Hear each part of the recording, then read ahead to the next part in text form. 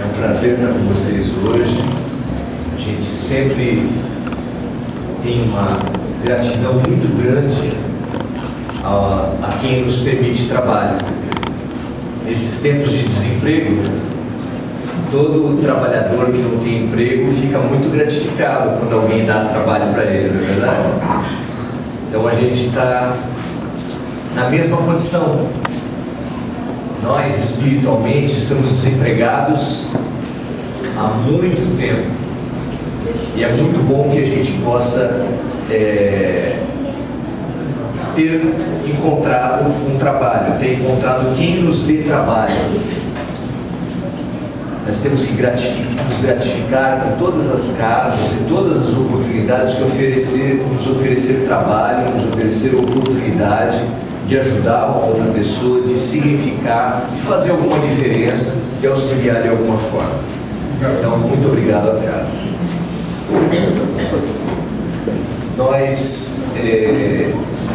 Existe um mito, na mitologia da antiguidade, existe um mito que pretende dar um exemplo, nos fazer refletir sobre o sofrimento humano. E esse mito conta uma seguinte história, que haveria um homem, não é bem uma história, é uma imagem, um homem subindo um morro, empurrando uma pedra, e ele empurrando essa pedra redonda para cima do morro. Imagina a dificuldade que tem uma pedra grande e um homem empurrando o morro acima. Com enorme esforço, ele ia empurrando essa pedra, e quando chegava a uma certa altura do morro, ele já absolutamente exausto, o que acontecia?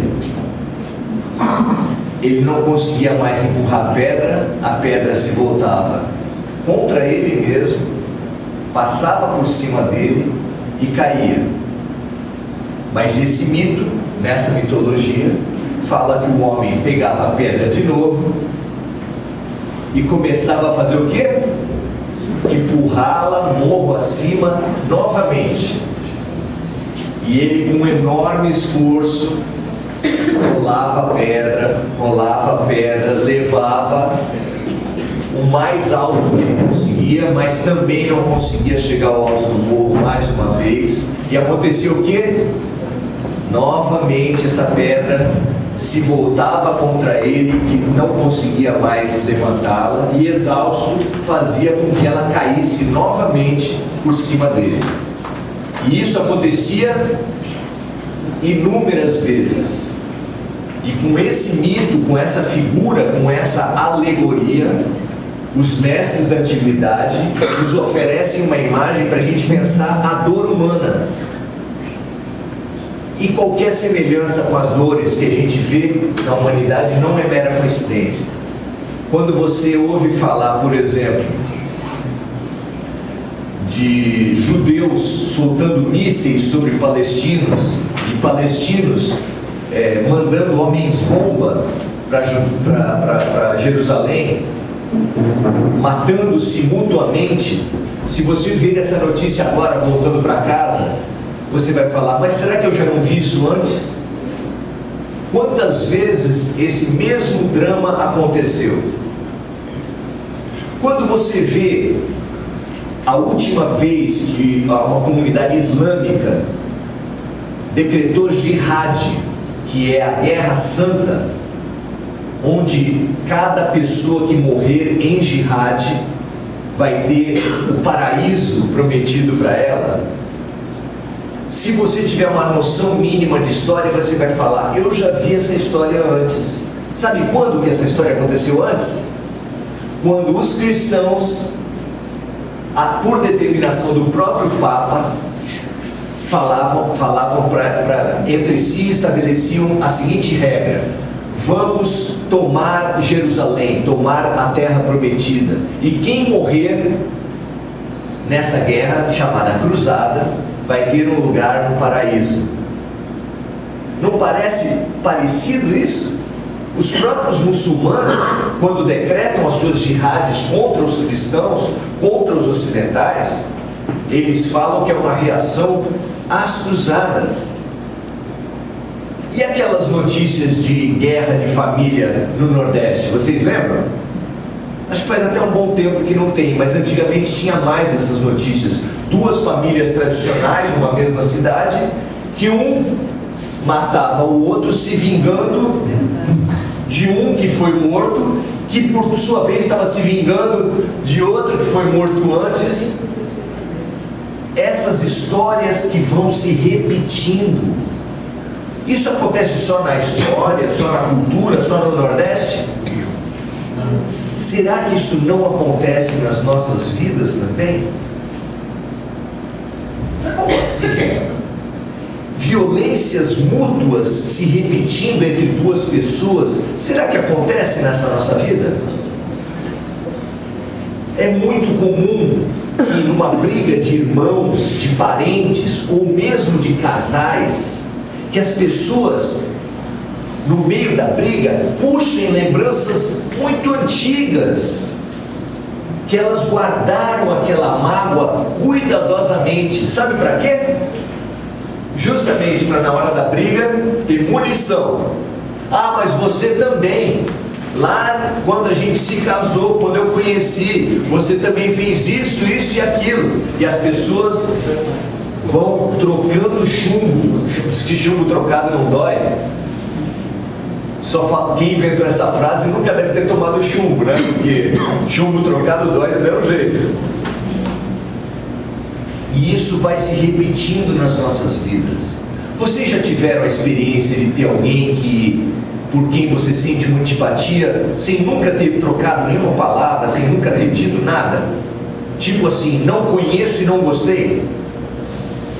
Isso já aconteceu com alguma pessoa contra você? Você nunca fez nada, ela nunca fez nada contra você, mas ela não vai com a sua cara e você não vai com a cara dela? Ora, gente, se você nunca viu essa pessoa, como é que pode ser que você tenha antipatia por ela e ela por você? Me dê uma explicação aí. Como pode ser isso? Nunca viu, nunca fez nada de mal, nunca recebeu nada de mal e não vai com a cara. Como é que isso pode acontecer? Como é que pode ser explicado isso? Se não veio dessa vida, veio de outras vidas.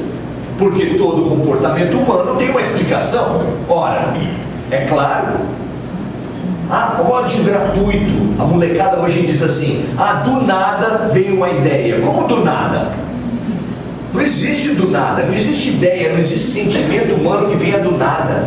Tudo tem uma causa. E se você sente uma antipatia, uma incapacidade de conversar com uma pessoa, isso tem uma origem. Você pode não saber qual é, mas tem uma origem. E o que acontece se você atende a essa antipatia?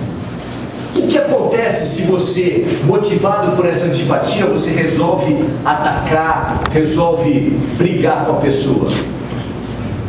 O que vai acontecer na próxima vida? Sabe o que vai acontecer? Com essa pessoa que você, ao invés de se acertar, se reconciliar com ela, você resolveu atacar e continuar e dar vazão à sua antipatia, ao seu ódio? Na outra vida vocês vão se encontrar de novo. Vão se casar. E vão se casar, e vai ser sua sogra de novo, e vai ser sua cunhada, e vai ser seu chefe, vai ser seu vizinho.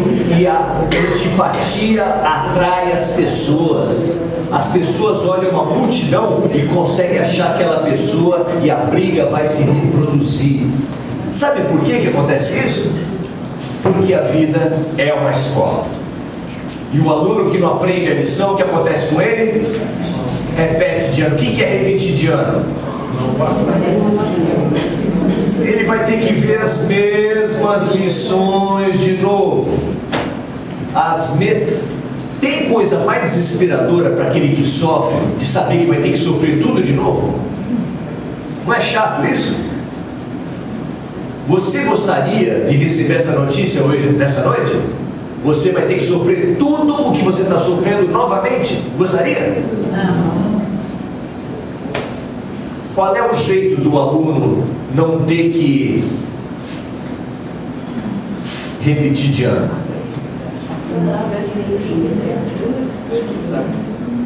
Tem que estudar, tem que aprender.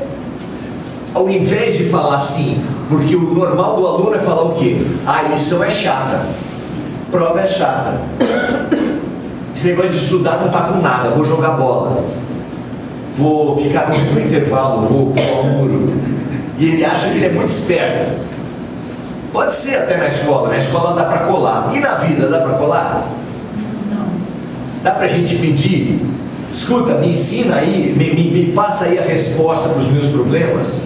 Eu estou com um problema de alcoolismo, eu estou bebendo demais. Aí você chega uma pessoa assim, passa aí a notícia, a maneira de eu me livrar disso. Aí a outra pessoa fala e está resolvido. É assim?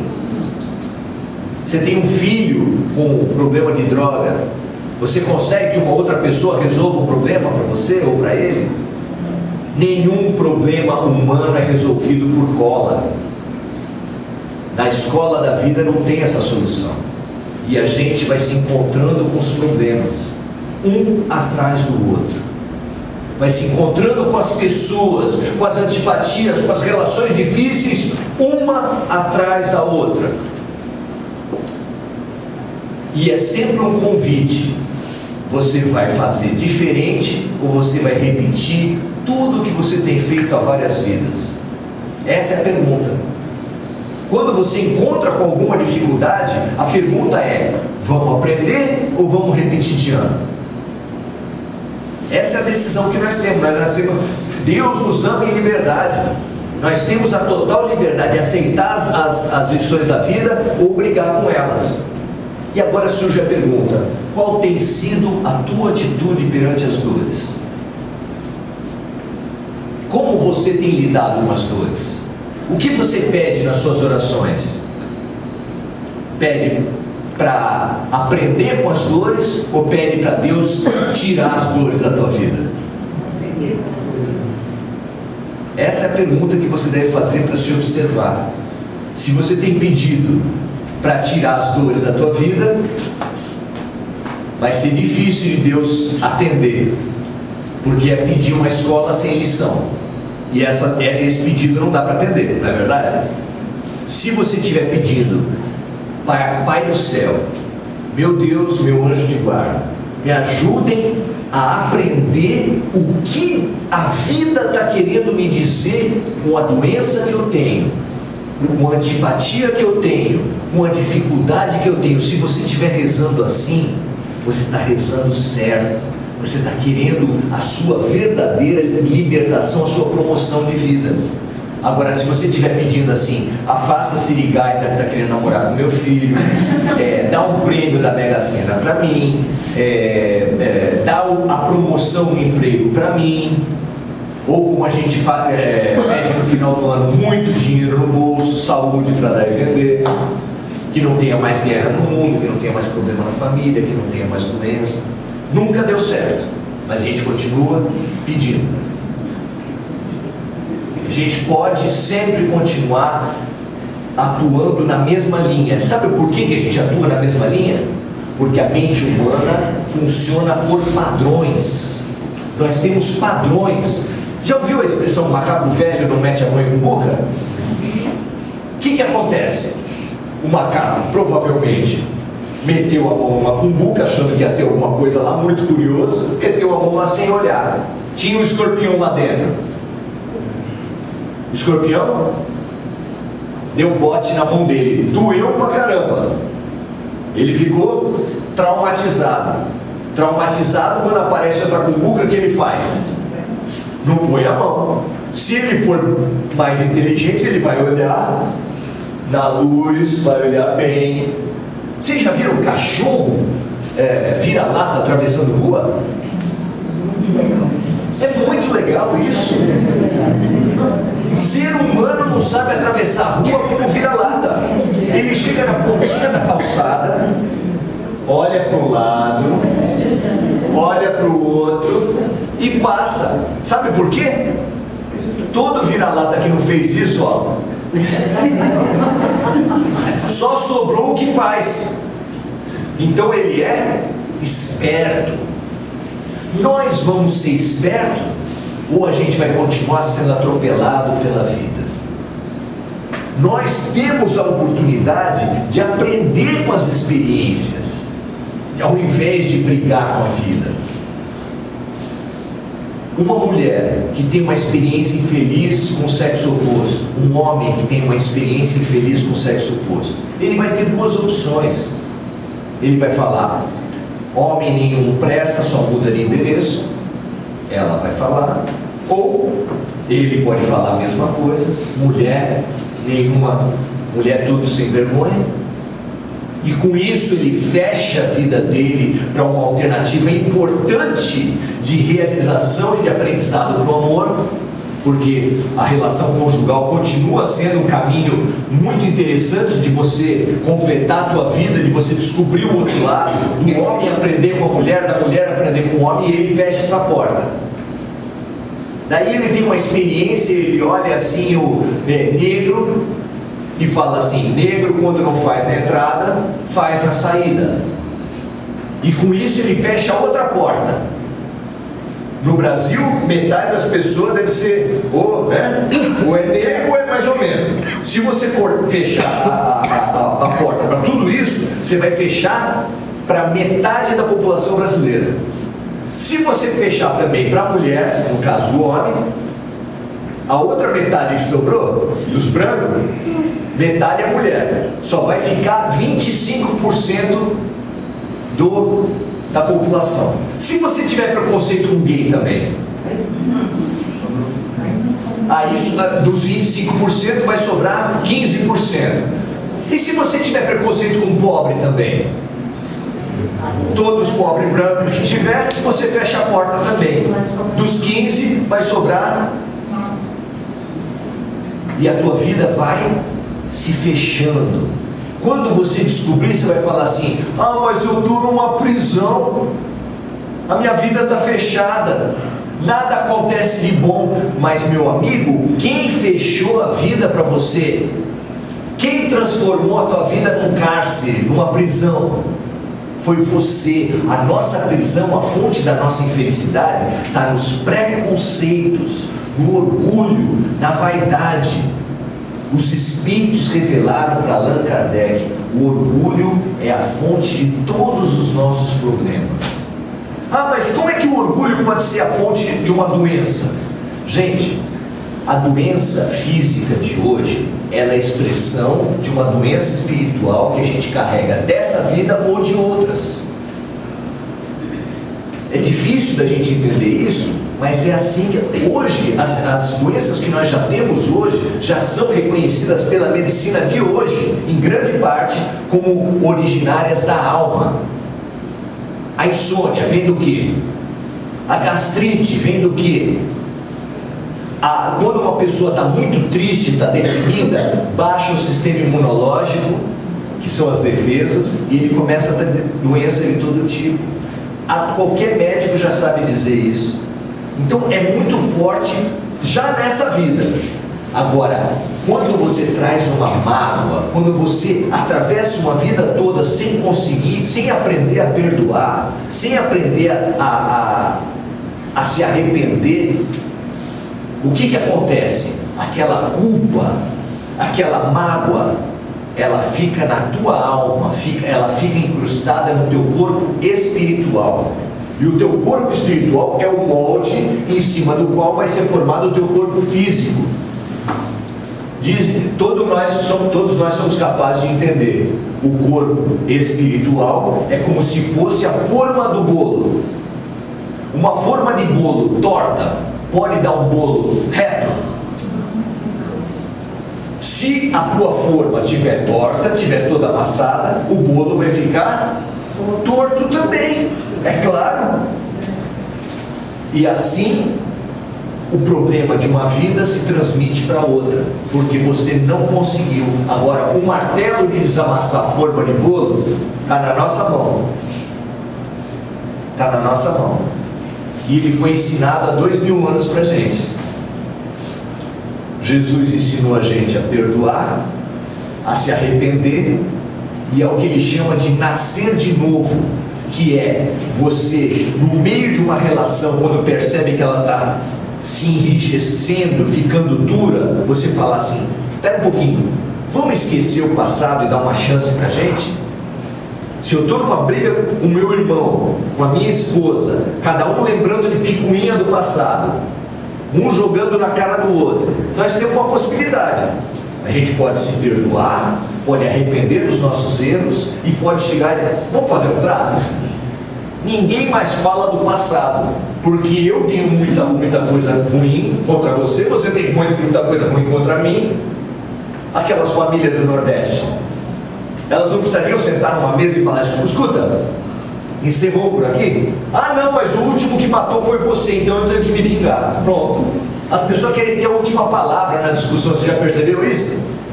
Se o último que acabou de falar foi ela, ah não, eu tenho que ainda dar a última. Depois da última pode ser, mas daí como ela também é orgulhosa, fica o tempo todo.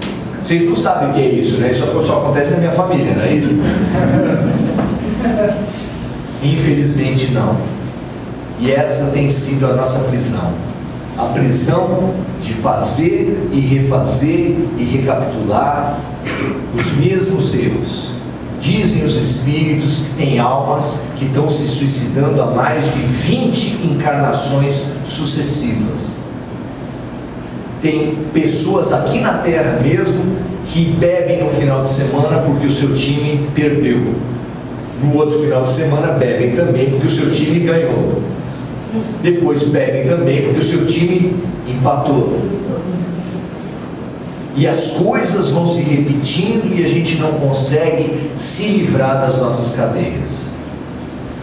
Nós podemos ultrapassar esse padrão. Se a gente olhar essa visão que o mundo espiritual propõe para a gente, que o espiritismo propõe para a gente, ela escapa dessa discussãozinha, dessa disputa, porque parece para nós que só conseguimos olhar o imediato, parece que a vida é uma guerra, é uma disputa. Vocês já viram quantas guerras tem? Quando o homem e a mulher disputam, é a chamada guerra dos sexos. Já teve até novela desse nome, guerra dos sexos. Quando o pobre disputa com o rico, é a luta de classes, certo? Quando o corintiano briga com o santista ou contra a palmeirense, sei lá, é a guerra da ignorância, né? E a gente está cercado de pessoas e de guerras. Quando é que isso vai parar? Quando é que a gente vai se reconciliar? E não se reconciliar quando a gente erra ou quando erram com a gente, não dá o perdão ou não pedir o perdão, é uma grande ignorância. Jesus ensina assim pra gente: olha, reconcilia-te logo, enquanto estás a caminho, para que não aconteça do teu adversário te mandar para a polícia, da polícia te mandar para o promotor, do promotor te mandar para o juiz e do juiz te mandar para a cadeia. E ali, na cadeia, você vai ter que pagar até o último centavo. Sabe o que isso quer dizer espiritualmente? Quer dizer que quando alguém erra comigo ou quando eu erro com o outro, aí a gente tende a fazer o quê? Você sabe que errou, você sabe que pisou na bola, mas aí você dá desculpinha. Você nunca se pegou dando desculpinha para o teu erro? Ah não, isso aí é pouco, tem gente que faz coisa muito pior. Aí você dá desculpinha e a desculpinha evita você de pedir perdão e de conceder o perdão. Ah, eu que não vou perdoar nada, ele que aprenda sozinho, ele que se dane. E assim a gente vai alimentando. Nós podemos e devemos sair desse padrão. Se a outra pessoa não perdoa, o problema é dela. Se você não perdoa, o problema é seu. Ah, mas eu peço perdão e a pessoa nem quer me ouvir. O problema é dela. Você está fazendo a sua parte, você vai pedir para Deus para fazer a reparação, porque não é só o perdão labial. Se você prejudicou uma outra pessoa, você vai buscar. Se ela não aceitou, pede para Deus: Deus, me ajuda a perceber quando você me trouxer uma oportunidade de reparar. Reparar como? Você fez mal para uma pessoa, teve um problema com a sua mãe, uma pessoa idosa e ela já morreu. E aquela culpa está te remoendo por dentro. Tem asilo em São Vicente? Tem asilo de velhos, São Vicente? Nesse asilo de velhos, tem alguém, pode ter lá uma mãezinha que está meio abandonada pelos filhos? Teria alguma utilidade você chegar lá com o teu coração apertado por não ter falado tudo que precisava para sua mãe e poder consolar, ouvir uma pessoa idosa que não tem ninguém para conversar com ela? Teria alguma utilidade? Para você e para ela. No interior se fala muito isso. Eu estou fazendo bem em intenção de. Então você vai, ajuda uma outra pessoa e quando está fazendo aquilo, você fala ou pensa: eu estou fazendo isso para você em intenção de. Se você não gostar dessa expressão, fala assim: mãe, essa vai para você. Você foi no asilo, ouviu 2, 3 velhinhas, volta para casa e fala assim mentalmente: mãe, essa foi para você. Eu não fui capaz de te ouvir como eu deveria ouvir, porque naquele momento eu estava com a cabeça virada. Hoje eu estou mais centrado e eu estou ouvindo as velhinhas por você. Você sabe o que acontece no mundo espiritual? Aquilo emana uma energia do teu peito, uma energia de solidariedade, e aquilo atinge diretamente a tua mãe. É um bem, é uma alegria que você está fazendo para ela que você não se dá conta. As descrições dos romances e dos livros espíritas são lindas do que faz uma ação de amor, como ela atinge as outras pessoas. Você duvida disso? Não duvide, gente. Não duvide. Nosso coração, ele é capaz de fazer verdadeiros milagres. Nós temos uma possibilidade imensa de refazer as nossas atitudes. Madre Teresa de Calcutá tem um raciocínio, uma frase que é muito interessante, que ela diz mais ou menos assim: o problema da vida não é e nunca foi entre você e a outra pessoa. Quando a gente está no meio das nossas brigas, no meio das nossas guerras, a gente fica com ideia fixa na outra pessoa. O que ela está falando? O problema da vida não é e nunca foi entre você e a outra pessoa. Nunca. O problema da vida, a questão da vida é entre você e Deus. Deus também é chamado de amor. Deus é amor. O problema da tua vida é entre você e o amor. É aprender a se aproximar de Deus, é aprender a amar cada vez mais como Jesus nos amou, porque esse foi o mandamento que Ele deu para a gente. Vós sereis reconhecidos pelo amor que tiveres uns pelos outros. Amai-vos uns aos outros como eu vos amei. Infelizmente, não sou eu. É Ele, como Ele nos amou. Como Ele nos amou. Nós temos essa oportunidade de aprendermos. É entre você e o amor. Entre você e o amor desinteressado, o amor puro, o amor universal. Esse é o sentido da vida. É para isso que nós estamos aqui. Nós não estamos aqui para levar vantagem ou para vencer uma querela com a vizinha. Ah não, a vizinha é chata. Vocês já tiveram briga com o vizinho? Gente, a minha infância toda foi com briga com o vizinho. Ia fazer uma faxina em casa, lavar o muro, caía um pouquinho de água para o outro lado, vinha ali lá o balde, o tempo todo brigando com o vizinho. É muito chato. Você faz uma construção, a pessoa já entra na justiça, está tirando meu vento. E a vida vai vivendo assim, você vai vivendo numa aura energética, o quê? Boa, bacana. E se isso acontece no teu emprego, para onde você tem que ir todo dia? É bom? E se isso acontece dentro da tua casa, com o teu filho, com a tua mãe, com a tua mulher? É bom? Quando é que nós vamos nos libertar? Judeus e palestinos, homens e mulheres, irmãos. Quando é que você vai se libertar? Quando é que nós vamos nos libertar do modelo das vinganças, do egoísmo, de ganhar, de dizer a última palavra? Madre Teresa nos convida a uma nova atitude. Jesus Cristo nos convida a uma nova atitude. A atitude da reconciliação, do perdão, do arrependimento.